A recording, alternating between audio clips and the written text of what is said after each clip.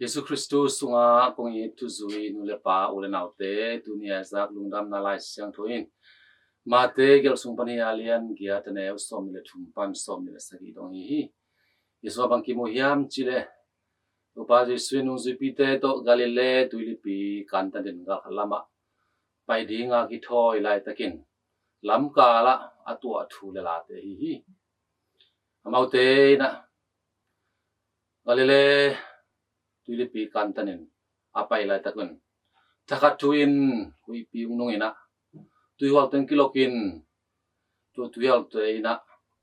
agun kuang tuangu tum de tak pial om hi wachagin nung zipite lau luai na ki ko nge ngai hi to pa Yesu le pen un kuang mailam khada lumin sia om lai tak hi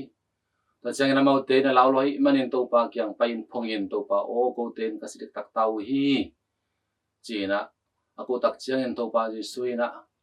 tho to in no bahang nei za ta na neu nei yam china mai na tua hui pi le tui hwal te thua pyak tak chang in tua teng pen thakat tuin dai di le pa hi china imu hi ilai mona bang iten bang ngai suni yam chile iten un tang na so zong gun kuang pen pol pi tu ki banga to pol pi sunga to pa Jesu pen om den hi aya na karbe chan ite na hui pinung to ki bang hi tu wal lok to ki bang hi haksan na boy na lungkian na te zong ina simo bol san na te zong na gen haksan na tuam te tu atak chiangin ite na ilau chi hi ton tak chagin tu ni nung zipite ma bang na to pa Jesu kyanga pain ama kyanga thumin to pa o ko te ong pan pin honin ko te ina ibang ina lawai na din mun kom hi china to pa kyang zual leng to pa na eite hong ching hong kem dena eite hon keding hi china thubul pi imuthe hi ele tunun tang na songai te na khat ve chiang en tua lawai na tuam te inun tang na hi le tang tunga yom tak chiang nei te na yum na mun ma ide na mun ki tai the ya ayang ena tu ni nung zipite din mun etak chiang in le tang tunga hilowina tui pi tunga hi manen amau te na lau tak chiang na pai na ding ma tai na ding mun om lo gun kuang sung be ma om hi ipen bang tu ki bang hiam chil e Christian un tang na khanun tang na chi pen tui pi tunga khwal jin te ki bang hi pol pi sunga omin to pol pi sunga zong khabe chiang ena hui to ki bang hi mi te gen sian na mi te tel khial na tuam te zong ki tua khate ya aya na tua te ite tua tak chiang ite lung keloin to pa kyam zo thei ding tu pi hi leitang tunga nun tang na pen khabe chiang na khalam sang to ye tak chiang hi pen pasyan ku job na hilowa ite na ud bang gam tan na hi manin to bang haksan na te gen thi na te to tak chiang na mun tuam tai the hi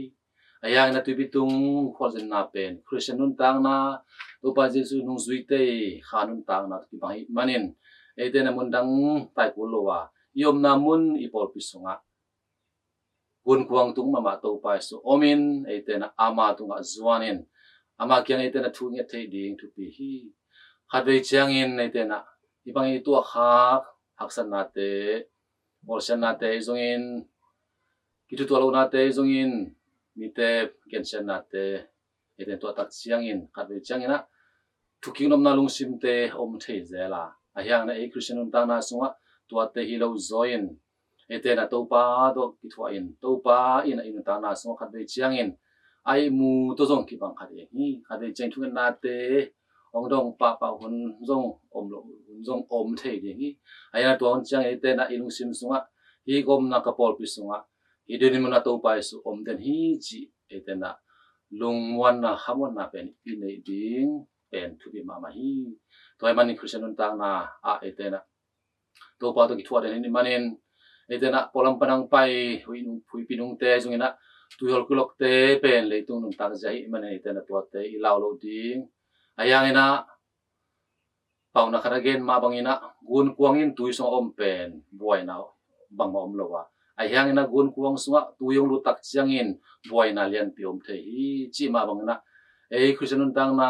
chi jong pen leidon utala hi manin khabe chiang ina e apolam panahong pa hi hui pinun nate tuyo kilok nate pen wun kwang sunga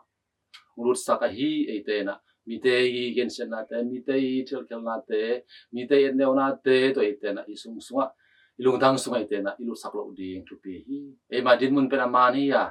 e mai om na polpi pena man hi ya to polpi sunga to pa ji sunom pi de na to pa ji suina ama bolsa leitung pian ja khem pe tunga thunei na nein daiun achitak chiang na tua hui pinung te le tuihol kilok te thakat tu dai pa ma bangin eten tang na so to ba jesu na haksan na te eten ama kianga kinem khian na to lungmuan na tak pi na tak pi to zuanin ama kianga huna he pinang leng to pa nei te tunga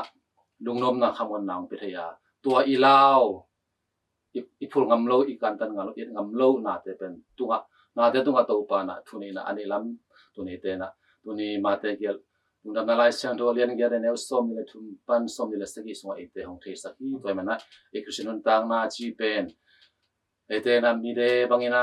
leitunga leitang tunga ite lam sho bangin all hilowa tuipi tunga lam sho na khanun tang na manin lahoi na tom te dong ki tuak the di nga hui pinun na te zongin tuyol kulak na te izongin ong tung thaya ayang na tua te laka ate to pa jesu om khom hi chi ate na upna khamon na te nein emai khrisinun tang na te I pai na ding din mun te I kalson na te ate na pelem ton login to pa ri na banga ate na anung ta zo anung ta nuam le at nun tak pi zo tu zui nu le pa te so na na ibyak to pa basyanin mi mal kim cha tu pa ong piak sak ta hen amen